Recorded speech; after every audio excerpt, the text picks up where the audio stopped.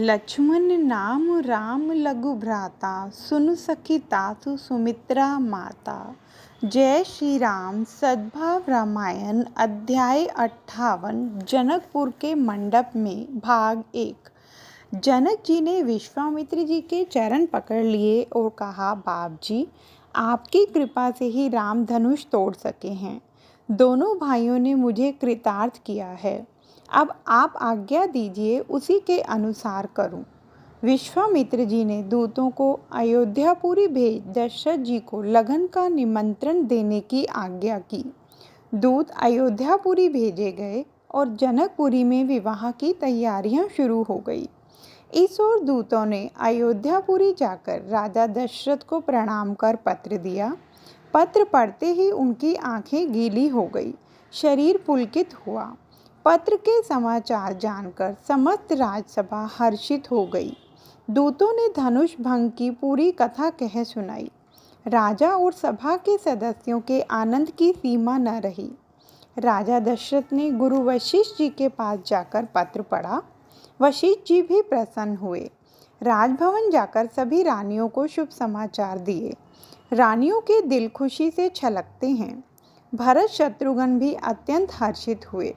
नगर की स्त्रियों के आनंद का तो पूछना ही क्या। समस्त अवध में आनंद ही आनंद छा गया। मंगल गीत गाए जाने लगे। बारात की तैयारियां शुरू हो गई। सुमंत ने 2 सुंदर रथ सजाकर तैयार किए और राजा दशरथ के सामने लाकर खड़े किए।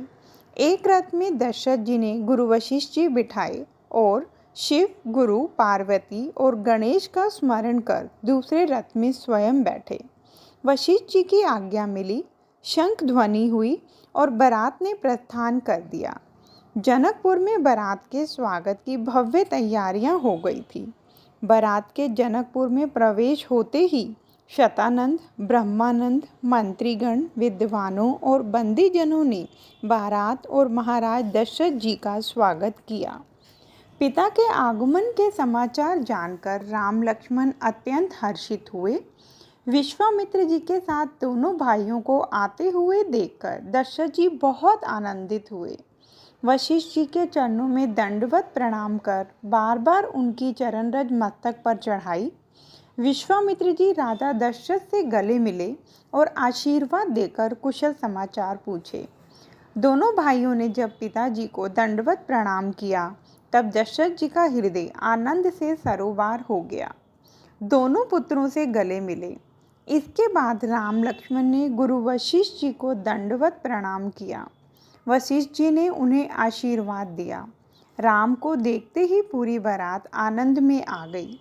चारों पुत्रों को दशरथ के साथ बैठे हुए देखकर जनकपुर के स्त्री पुरुष बहुत ही प्रसन्न हुए। सीता लगन मुहूर्त ज्योतिषियों ने निश्चित किया है। गोधूली के समय राम जी के बारात लाने की सूचना दी गई है। पुरोहित शतानंद जी ने दशरथ के पास आकर निवेदन किया, महाराज, विवाह का समय हो रहा है, आप सब मंडप में पधारने की कृपा करें।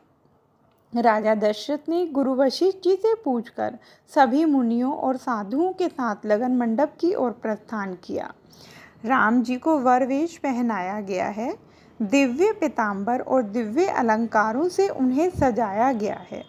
अयोध्या वासियों को डर लगने लगा कि राघव का वेश देखकर किसी की नज़र न लग जाए। भव्य निकासी तैयार हुई। अपने बल, रूप, गति और देह से समग्र जगत को वशीभूत करने वाला काम आज घोड़े का रूप धारण कर आया है। राम जी का विवाह किया, तब काम दिखाई दिया है।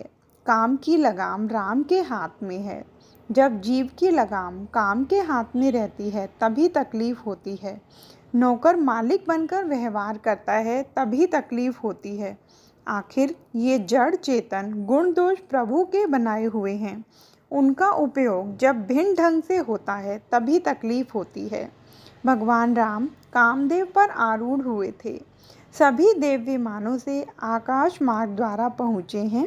राम रूप के दर्शन करने के लिए 2 आँखें कम पड़ रही हैं। गौतम ऋषि ने इंद्र को शाप दिया था, तेरे शरीर में हजारों छिद्र हो जाएंगे। यह श्राप इंद्र को वरदान समान साबित हुआ। इंद्र 1000 नेत्रों द्वारा राम दर्शन कर धन्य हुए। देवताओं ने इंद्र को बहुत धन्यवाद दिए। ब्रह्मा जी को उस वक्त एक शंका हुई, निज करनी कुछ कतहु न देखी। जनकपुर में जो वैभव दिखाई देता है उसमें कहीं भी मेरी रचना नहीं दिखाई देती। ब्रह्मा जी इंद्र से पूछते हैं, जनकपुर में यह सब किसने बनाया है? इंद्र ने कहा, राम रहस्य को तो शिवजी जाने, आप शिवजी से मिलिए। जय श्री राम।